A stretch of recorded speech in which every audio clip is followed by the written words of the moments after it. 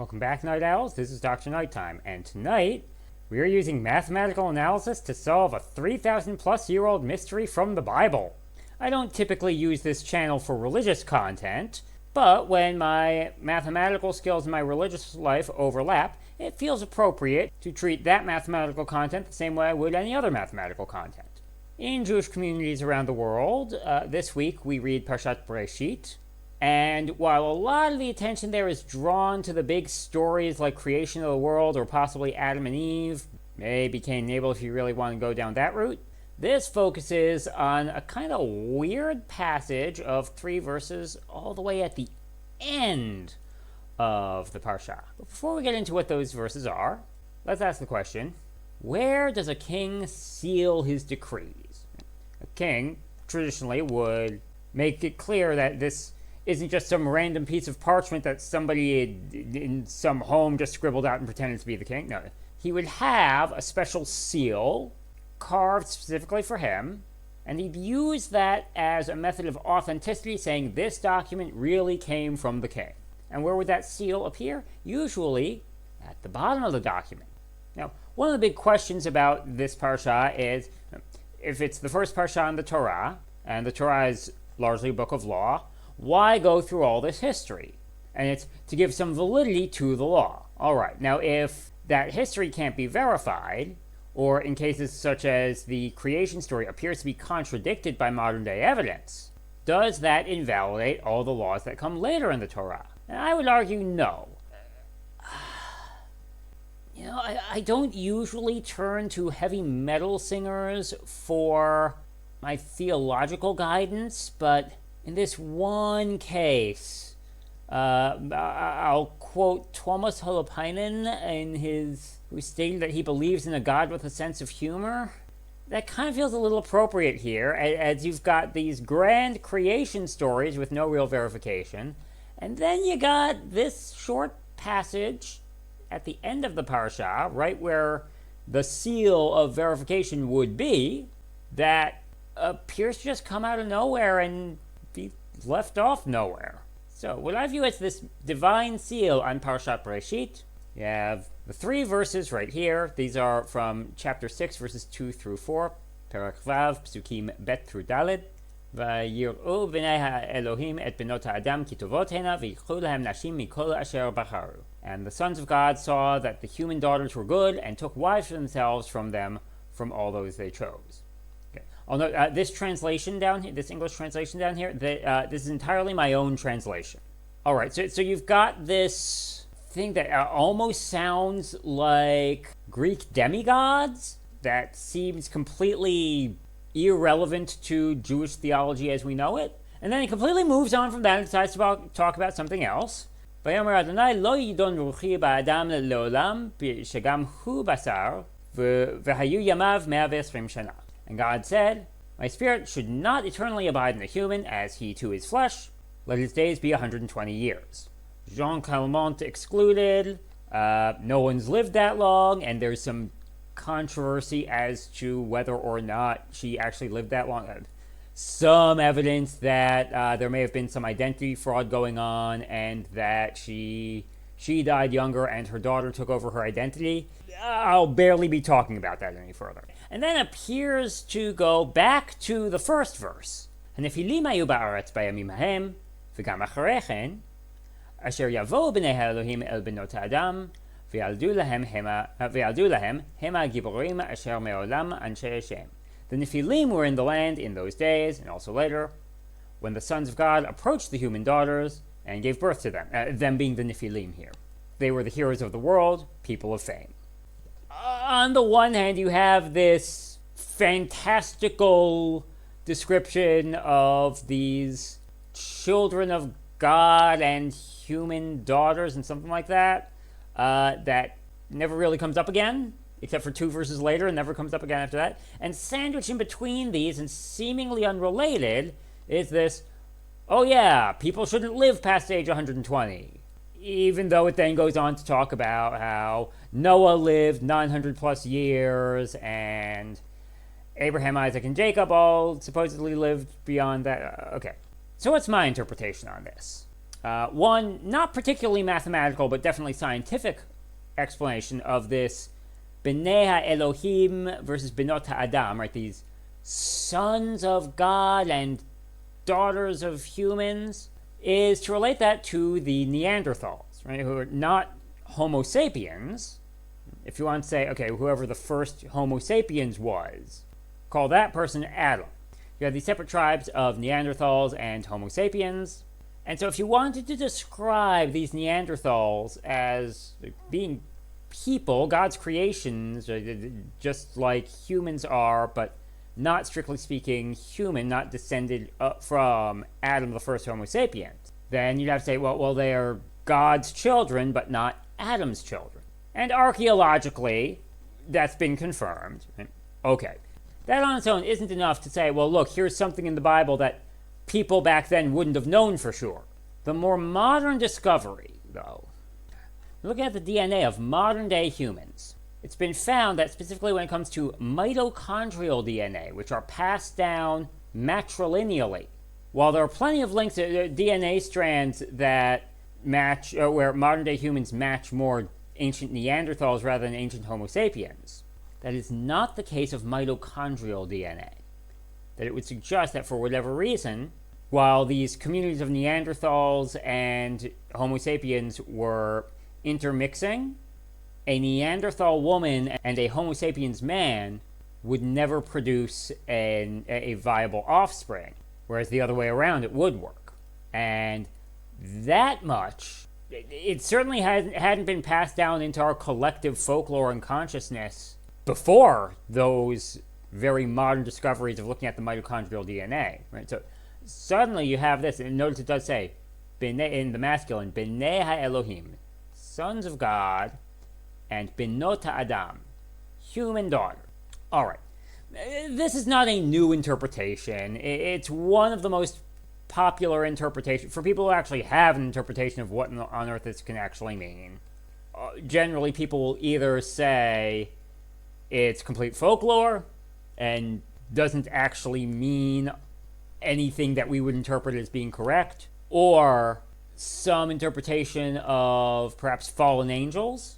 But one of the other more common interpretations, again, among people who actually have an interpretation, is the Neanderthal idea. That much is not a 3,000-year-old mystery. Is more mysterious is what this middle verse talking about human lifespan has to do with it.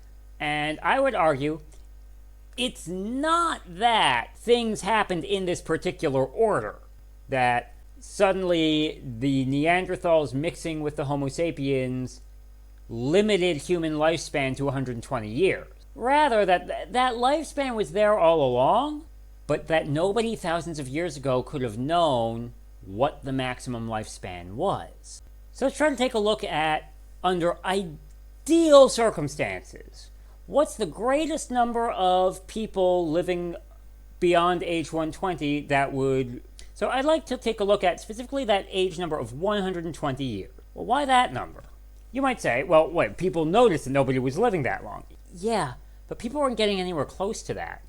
There's analysis indicating that while people would live up to around 100 in antiquity, they barely make it beyond that.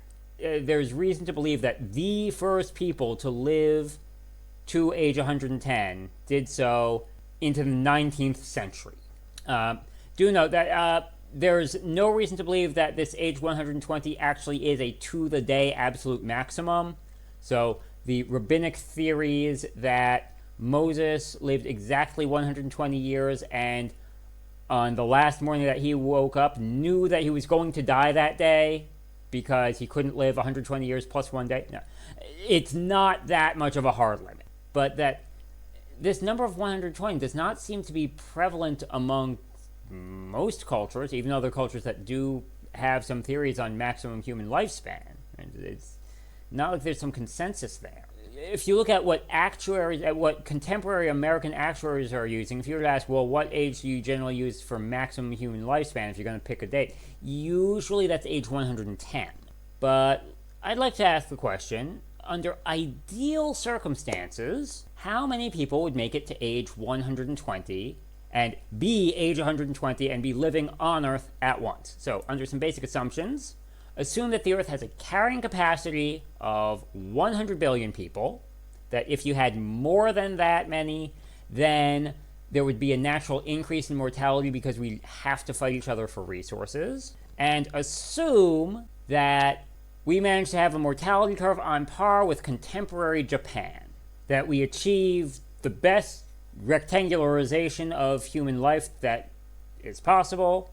Assume that we could get 100 billion people and that all the developing world and third world countries, that they are all at first world level medical care. For that, it's conventional to cite an actuarial table, and I'm going to show you what an actuarial table looks like. So here we have the actuarial table for recent Japan. Right? This is, well, it's been translated into English. This is from a Japanese source. Now, this here, it's not done by actually calculating, by actually doing a census and keeping track of who is what age. It starts with that. There's all sorts of data smoothing. You look at cohort effects based on all sorts of assumptions on mortality and looking at the data trends. Right? Assuming, okay, if you're at some age, what's the probability of your making it to some age later? Now, it starts with a radix. So you're starting with 100,000 people year zero, or age zero. That doesn't mean that the population of Japan includes 100,000 people under the age of 1. No, this is just a hypothetical, well, what they call a radix. They say if you start with that many people, what's your probability, or how many of them would survive to various ages? So you scroll down towards the really low, really high ages, and you see it fades out around 113. Okay, so we can't use that explicitly to project beyond that. These are the values for men, these are the values for women. As is typical, you have more women surviving to really long ages than men.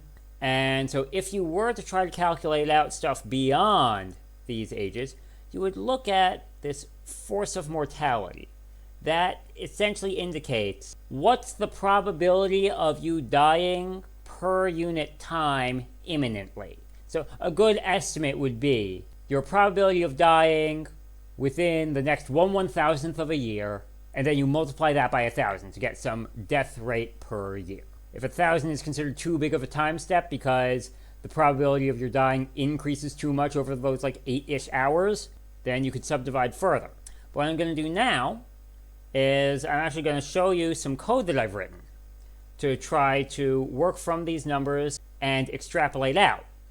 So let's look at this code that I put together. First couple lines are just resetting to clear out whatever stray variables or fragments of other code might still be in memory, and to try to figure out how many male and female people would be, try to figure out how many men and women would be living to age 120. First, let's start with the more measurable, how many would be living to age 100. According to the actuarial table from Japan, it'd be 2110 out of 100,000 for males. As we scroll down for females, 8153 over 100,000. And then, while we can get forces of mortality from ages 100 through 113 from the table, no problem. Trying to extrapolate beyond that becomes a bit of a problem. The table doesn't go further than that, and so it won't get us out to 120. And so I attempted some extrapolation. Of course, you want to linearize your data before extrapolating. Based on the curve and loose variant of Gompert's law, figured chances are if you were to take the logarithm of the forces of mortality, you'd get something roughly constant. I found it actually wasn't constant, and so I wanted to try raising it to various powers to attempt to flatten it out. Unfortunately, when I took that log for really high ages, you can see it's getting up towards a force of mortality of 1. That does not mean guaranteed death inside of 1 year. It means more like chances of dying in a given day are more than 1 in 365. Anyway, when you take the log of that, well, so you normally have negative numbers with that, and so it would cross 0. Trying to raise that stuff to powers gets to be a mess. So I just took the negative logs of all these to get them to mostly be positives, and then added 1 to make sure they were all positive. And it turned out when I did that, raising it to the power of 0.5 almost perfectly linearized it, as I'll show you in a moment once I actually run this code. Okay, then did the least squares analysis to try to do the or to get the regression coefficients to do the extrapolation. And once you have the extrapolated force of mortality as a function of time, or as a function of age, turns out to go from force of mortality to survival probability. The formula is just that survival probability is e to the negative antiderivative of force of mortality with respect to time. If you don't have a background in calculus, don't worry too much about what that means. Just know that that's what I'm doing here. Note that since I had to do this adding one, square rooting, logging everything, I had to undo each of those. So I have exponentials, a square, subtracting a 1, right? Multiplying by -1 because I had to take a negative log to try to not... Bad stuff happens when you try to take square roots of negatives. So I had to take the negative of my logs, which were themselves negative, to make them all positive. Okay, fine. You do all that, and you get the approximation of how many males would live to age 120. Actually, let's get rid of that semicolon there just to turn that line on for when we run it. Perfectly analogous thing for women. And of course, you have that there. Let's turn this line off for the moment. But then, for the optimal total survivors to 120, you figure half your starting population is male, half is female, right? So you just average the two and multiply by this starting 100 billion. As you can see, I didn't trust myself to count the number of zeros. It's 100 times 1,000 times 1,000 times 1,000. Should have just used exponential notation for that, but whatever. All right, and so we do this, we run it. Sure enough, we find that these linearization graphs truly are linear, approximately. And we get that any given male would have a 3 times 10 to the negative 9 chance of surviving to age 120, and any given female would have like an 8.7 times 10 to the negative 9 chance of surviving to 120. Average all those together, multiply by 100 billion, and you get 589-ish people surviving to age 120. Now, again, that does not mean that of the 100 billion people alive at a given time, that does not mean 588 of them or 589 of them would live to age 120 and would be over age 120. No, it would mean they eventually live to age 120. And so of them, how many would what fraction of them would currently be in that super golden years, what I called, okay, so if a super centenarian is somebody over the age of 110, I call a super duper centenarian someone over the age of 120. So what you can do off of this, you can say, okay, in the more optimistic case, or yeah, in the more limited case, you figure most of your population that old would be female. So let's just look at the female force of mortality. And when we just run that with that number in there, you get that's like a 1.45. Now, if that's the force of mortality, then the average number of years you would be living beyond that would be 1 over that. Or approximately like 0.7 more years-ish.